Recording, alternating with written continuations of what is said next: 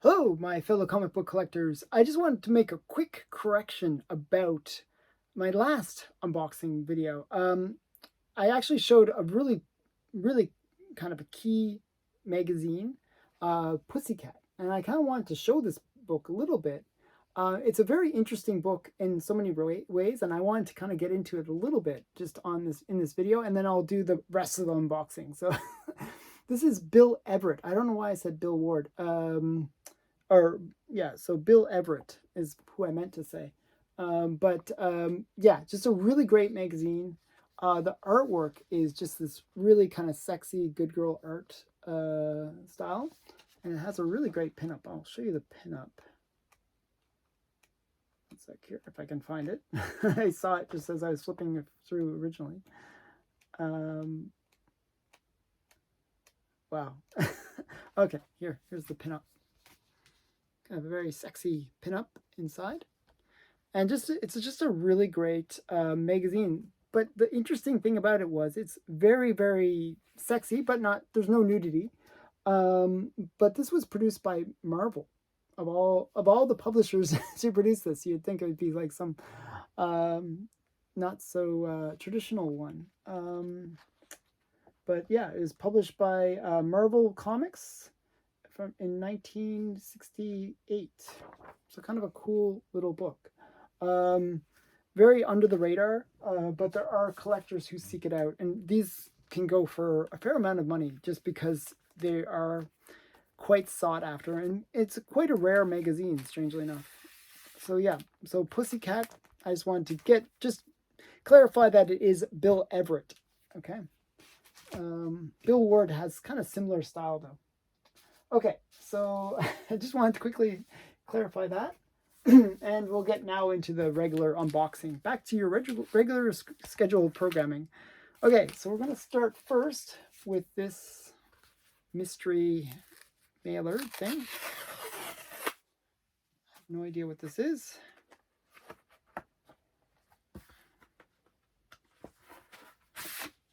Okay. Nicely bagged and boarded. And it is Flash.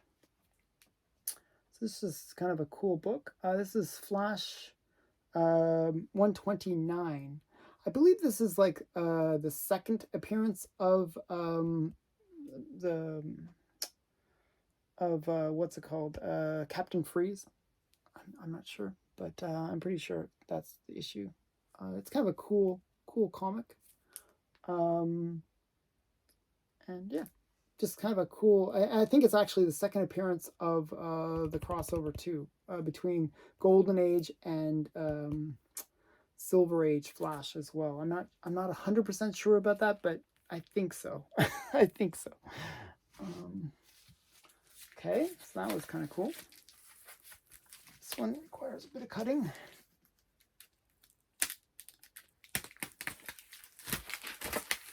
Okay, this one has like a long letter in it.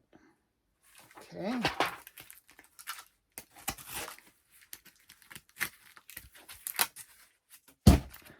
Oh, this is kind of a cool book. This is a Golden Age book. I think it's a one-shot. This is Little Ambrose. And it's kind of like, there was like a series called Little Archie. And this is just kind of similar to that. It's just it's a one-shot with Little Ambrose. Very rare book, actually, hard to find. It was actually on Heritage Auctions. I bid on it. It was also on my comic shop. I bid on it. Lost both times.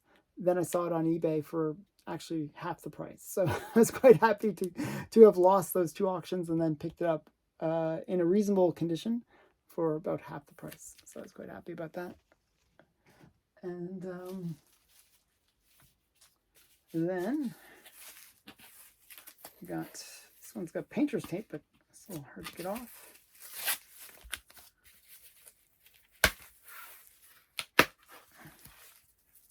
Hopefully I can get this one out. Okay, yep. Oh, okay. I'm trying to remember this one. I think this is the first appearance of Mr. Bones. This is kind of like a I believe Todd McFarlane, or yeah, Todd McFarlane. It says right up there. Todd McFarlane character. Kind of similar, kind of reminds me of Black Terror from the Golden Age. Very similar character, looks almost the same costume. So yeah, this is first appearance of Mr. Bones. Kind of a cool Todd McFarlane cover and book. And this one is really weirdly wrapped. I have no idea why they wrapped it with this kind of thing on top, but we'll find out as I slice and dice it. I don't know if there's something inside that or why they put it in like this weird extra thing on top. Doesn't make sense. There's nothing inside it. So I checked that just quickly. And okay, this is kind of a hotkey that was I kept on seeing, and you know, like there's a point where you see the same books over and over again, like on the hot lists, and you almost feel like you have to buy it because, you know, FOMO. And I am just as vulnerable to that as the next guy. I thought this was kind of a cool character too, so, you know, hey, why not? And I got it before the prices had really spiked. So this is Hulk 256, the first appearance of Sabra. And she's kind of a Jewish superhero. So I thought that was kind of funny that you have this Jewish superhero. And supposedly there's casting where she's been kind of slated to be in the MCU. So maybe, who knows? Often what happens is these books will spike. And then once the spec is realized, the books tank. So this book has gone through the roof, but probably is going to go back down once the character actually appears in the MCU, which is kind of strange. You'd think they would hold their value once they get into the MCU, but generally it's the opposite. Okay, so this is like a little bag.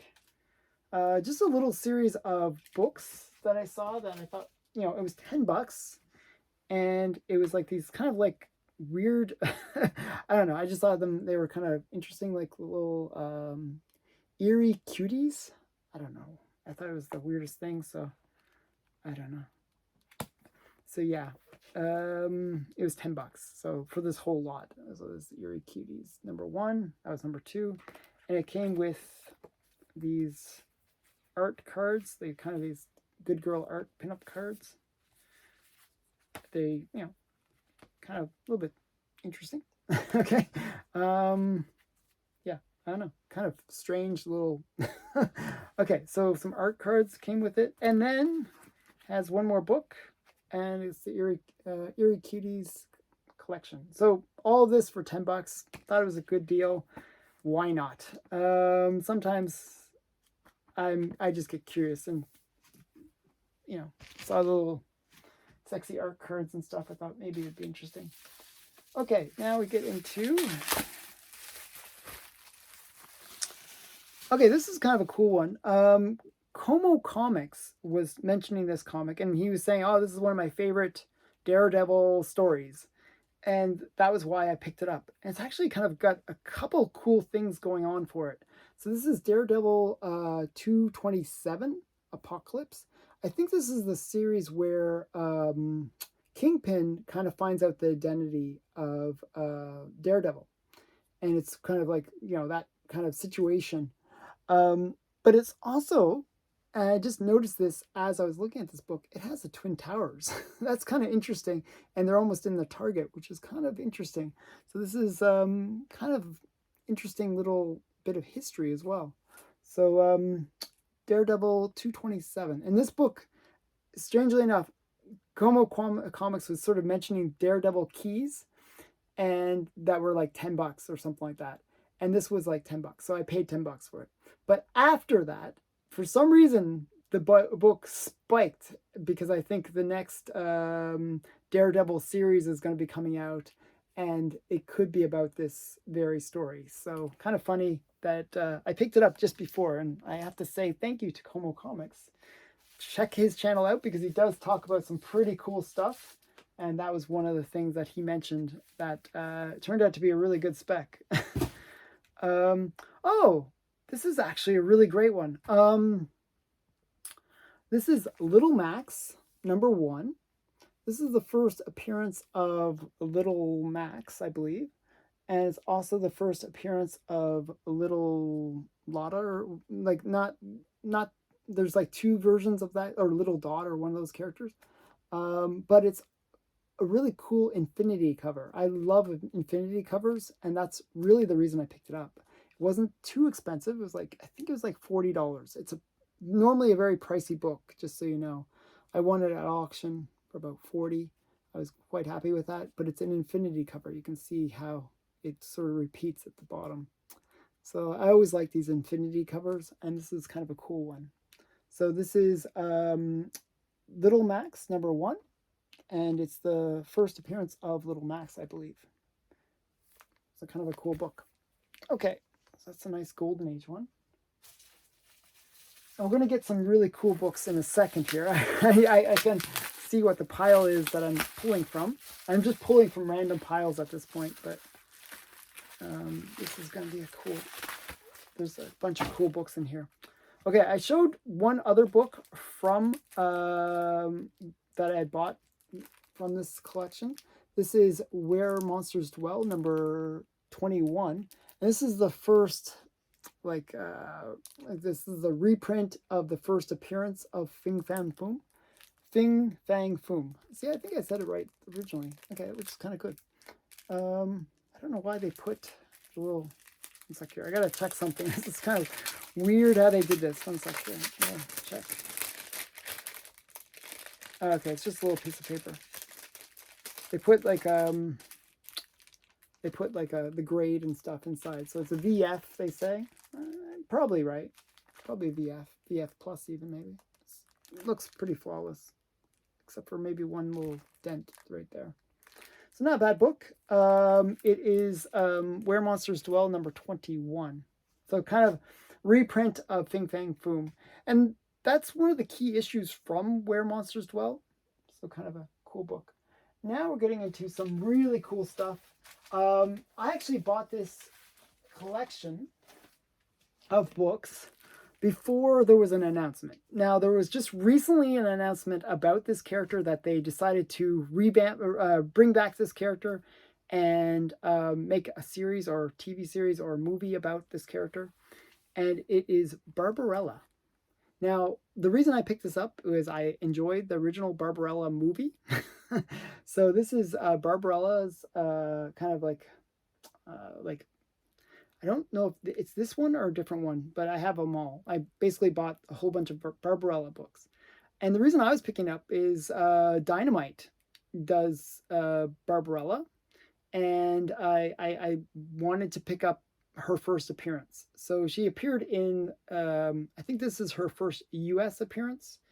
And I will show you her first, international appearance. There's actually 2 books that kind of might be that. So we got this comic one, which is sort of the heavy metal one. So this is maybe her first comic appearance. But then there was an earlier French one. And it's like this hardbound book with dust jacket. And it's like sort of these French... It was originally in French, but this is the English version of it. Okay. Book. And this is from 1968 or 69, somewhere around there, I believe. So these are... sorry, I'm mistaken. This is from 1966. It's the first printing of this Barbarella book. So kind of early on, kind of a cool character. I think this is before they made the movie about Barbarella. I think the Barbarella movie came out in 68, I want to say. So this came out just before that. And it was a cartoon, French cartoon, then became an American cartoon, comic, I should say. And it just, because of its popularity, they made a feature film about it. And it was just a really popular character. So kind of a cool book. I picked that up, that little collection of Barbarella stuff off of eBay, and I just wanted to get her first comic and magazine appearances. Okay, this is kind of another first appearance book. And this one was mentioned on the hot list, and I was like, oh, I don't have that in my collection. I really should have in my collection. And this is very like, Halloween orientated. This is Jason Goes to Hell, the final Friday. It's Friday the 13th. So this is the first appearance of Jason. So yeah, first appearance of Jason. So kind of a cool Halloween orientated one. And if you watch my other video, I actually mentioned this series. This is Cinderella Love number 10. And this is one of the photo covers. Again, these photo covers generally don't sell for very much. You can pick them up for $15 to $20, maybe $30. And, they're fairly inexpensive. Later issues in Cinderella Love are the ones that people really chase after. And they can go for anywhere from, I don't know, like a few thousand to tens of thousands of dollars. And the reason they go for more than these ones is they feature the cover art of Matt Baker and some of his best cover art that he ever did. So these are definitely, these are the sort of the runt of the litter in terms of this comic series, but I enjoy them anyways. So this is Cinderella number 10. Okay, and then we got, oh, this is a really cool one. I think this is, I want to say, yeah, number 3. This is Abbott and Costello number 3. And I've been picking up all these Abbott and Costellos. This is not necessarily a great example of why I've been picking them up, but this is a cool book anyways. This is, just a kind of a cool cover, but it's, the reason I've been picking up Abbott and Costello is it had a lot of good girl art. Really great good girl art. Lily Renee did some of the covers for Abbott and Costello. So these Golden Age Abbott and Costello books have some just amazing art. Just really fun, silly, good girl art. And this is, but this is another, kind of like one of their more iconic covers, actually, strangely enough. So this is Abbott and Costello number 3. And if you watch the earlier episodes, I was picking up sort of these men's magazines from the 50s and 40s. And this is another one that I just thought, like, this is a number 1 issue. This is Magnifique number 1. So kind of a sexy men's magazine from the late 40s, early 50s. Okay, so let me just grab some more. Okay, actually, another men's magazine that's kind of interesting. It really has some really great art covers. Is Rogue, and this is Rogue. I don't believe this is number 1, but this is, I forgot what issue number this is, but it's one of the mid issues. But they feature this wolf character that, if you've ever watched Roger Rabbit or any of those kind of shows, they show this character, and it's just like, this wolf that's always like sort of catcalling kind of the girls and stuff, and like really eyes bulge out whenever he sees the hot girl. So this is Rogue. Just a really great good girl art cover. And I've been picking up a few of the issues from Rogue because they do have some really great good girl art covers. Now we get into this is just kind of a cool book. This is first special issue, Enter the Lost World, the Warlord. This is the first appearance of the Warlord, and it's also her first appearance. I forget what her name is. Just kind of a cool little book. I was looking up first appearances for random characters. I just, this is a $5 book, so it's nothing special, but just kind of a cool little book that I saw. Okay, now we get into another magazine. Oh, okay, a lot of men's magazines in here. Okay, so this is another one that's kind of interesting. This is French Cartoons and Cuties.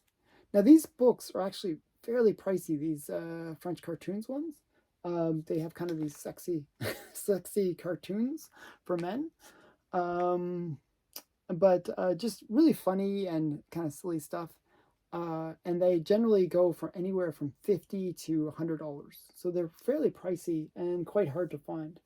But they do feature some really great good girl art, kind of silly, cartoons and stuff like that.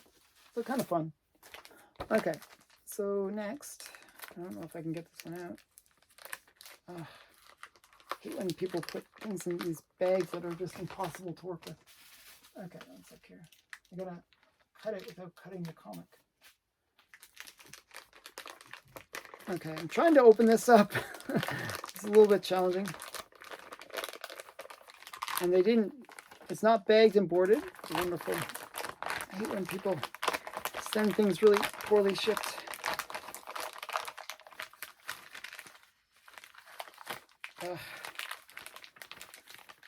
It's probably like, man, so poorly shipped. One second. I gotta kind of cut it a bit more. Okay, hopefully I can get it out with not mangling the book too much. Oh, that was really annoying. Okay. Oh, and it's such a great, such a great magazine. Again, another men's good girl art cover. I showed another from this series in a previous video, but this one was just really great. This is a nice airbrush cover. This is Titter. I'm not sure which issue number it is. It says the winter issue. But these are just sort of these pin-up style comics, pin-up style magazines. It just has like a lot of, these kind of pin-up style interiors. But what the main reason collectors go after these books is for the covers. Just amazing kind of airbrush style good girl art covers. And these can be really pricey, actually. On my comic shop, I've seen them listed at anywhere from $200 to $300. I managed to pick this up for like $20 or something like that, so I was quite happy. But definitely a great book, really great good girl art cover, and actually in reasonable condition too, strangely enough, so, despite the fact that they shipped it in the most horrible way. I've got to put it over there. Okay, and almost to the bottom of the stack. Okay, so I mentioned that I did get other issues from Rogue. This is issue number 1. This is the very first issue from the run. And this is probably the most valuable issue from the run. Generally, the issues go for about $50 to $75. This goes for maybe $100 to $200 range. So a little bit more expensive. I think I picked it up for $75, so I was quite happy. Or maybe it was a little bit less. But this is, again, with the little wolf guy. And he's always like kind of staring at these sexy good girl art covers. Yeah. But yeah, he's sort of like just staring at these sexy girls in the window and stuff like that. So it's just kind of fun men's magazine from the 50s. So yeah, from 1955. Just a really great cover. Okay, and that's that over there. And another series that I've been working on. And it just has some really great covers. This is Babe, and it's always some slightly different title. So this is Babe, Darling of the Hills. There's like Ozarks and a whole bunch of different titles, but it's always the same. It's always Babe. This is Babe number 8. Just a really great booty art. So yeah, so just a really great series that I've been trying to pick up all the issues from it, because it just has some really great good girl art. The stories are kind of silly, pretty kind of country bumpkins. She's like a country bumpkin girl that's kind of like super strong. That's her skill. But kind of funny. Yeah, so Babe. So that's number 8. Okay, and a few more things.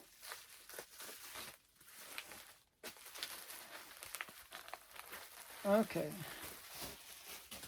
I can see this is part of a collection that I bought. Okay, so this one was just kind of an interesting one. That there was some vendor that I found, and he had just like this really big collection, and some of his books were like really, really underpriced. So I was like, oh, I'll pick them up. And this is, for me, this is a duplicate for me. This is Help. But these Help magazines are really, really hard to find. And he just happened to have one. He charged $3 for it. Like, I know how much these books go for. They usually go for anywhere from $30+ The problem with Help magazine, for those who collect it will know this problem, is the way that they made the spines. They are notoriously split. They always split. It's a real problem with Help magazine that the spines will split. This one has a bit of splitting. Actually, it's pretty good for Help. It's actually pretty good. If you collect Help, you'll know what I mean. This was actually produced by Warren Publishing, and it was Harvey Kurtzman was the one that was in charge of it. But just really great content. Like, it's a sort of like a kind of similar to Mad, but maybe a little bit more adult. So Help magazine, but they were pretty great. It ran for about 26 issues, I believe. Okay, and this one's interesting. It's got like a little thank you. Thank you for supporting my small business. Okay, and again, they packaged it kind of weird. Hopefully not digging into the comic by doing this. Okay, a little bit better than the other one. Okay.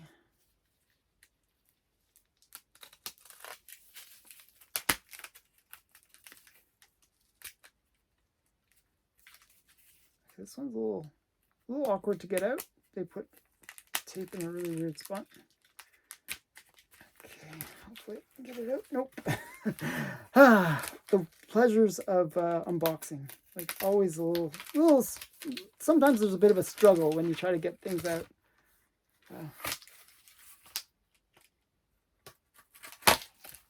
Okay, that was a little challenging. I still haven't gotten it out. Wow, just so challenging to get these books out sometimes. Oh wow, and this is such a major book. Okay, this is a big key. And this is a book that I've been trying to get for the longest time. I always seem to lose it on auction, but I finally got it. It is not in the highest grade. They said that it wasn't super high grade. It's probably in like that 5 to 6.0 range, would be my guess. But it is a big book. Star Wars: The Clone Wars, #1. And this is a big book. And any grade, it actually goes for fairly high prices. So yeah, so this is the first appearance of Ahsoka Tano. And I always wanted this book. I've been trying to get it for a while now. I just always get outbid. It's just one of those books that always has crazy bids for it. I've seen this book go for 1,000 plus in high grade. Just a really hard book to find, and you're always competing with Star Wars collectors. Star Wars collectors are insane. They'll just bid you to death. It's crazy. But really great book to get. I always wanted this one. They're going to come out with a Ahsoka Tano series, and I did enjoy Rose Dawson's portrayal of the character, so looking forward to seeing more of this character. So Star Wars Clone Wars #1, first appearance of Ahsoka Tano. Kind of a cool book. I do collect Star Wars stuff, so kind of sometimes I don't necessarily like the new Star Wars stuff, but some of the older stuff was pretty good. Okay, let's see. One sec here. Oh, okay, this is kind of cool. Some more Golden Age stuff.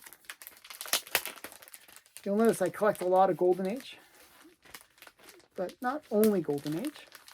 I just gotta put this out. Okay, so this is kind of a cool book. This is upside down. This is a Flash Gordon, I believe what number is? I believe this is #1. Am I right? Yeah, first issue. Flash Gordon #1. And it's a great bondage girl in the red dress cover. So, yeah, I like Flash Gordon. I like girls in the red dress. So yeah, it's just a really great cover. Flash Gordon, first issue of the series from the Golden Age, and it's a Harvey, I believe, Harvey Publications. It's a kind of a cool book. Been collecting that series of books, Flash Gordon. Okay, last but not least, oh my goodness, we're going on 30 minutes. Wow, this was a bit longer than some of the other unboxings. I'll try to keep it shorter in the future, but I tried to show good stuff. I tried to make it so that I don't have to unbox too much in terms of opening up stuff, but this one has a lot more fidgety magazines and comics. Okay, so this one, hopefully I can get out. Whew, that was a little challenging too. Oh, okay, this is a really great one too. Last, you gotta end with a really big book, really cool book. This one's in a little rough shape. It's not like, I would say it's like a good grade, like, you know, like a 2.0, 2.5. So this is Archie, number 48. And this is one of those innuendo covers. So, anytime you have like these kind of innuendo covers, they kind of go for a little bit more. You got, do you want a spoon? And he's referring to eating the sundae, but she, you know, interprets it a very different way. I'd love to, Archie. You can pick me up at 8. You know, sort of like, do you want a spoon? Like a more like holding way of spooning. So just kind of a cute cover. You know, Archie has a lot of these innuendo covers that are just kind of cute, sweet, you know, a little bit of innocence with them. And, you know, just fun. So this is Archie number 48. So I believe this would be from like 1951. So pretty early.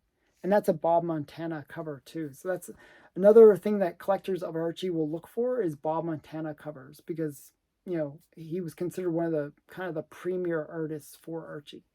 So that has been this part 3, I believe, of this unboxing. I hope you enjoyed. And we'll get into some more stuff in the next one. Okay, so thanks again for watching. Bye for now.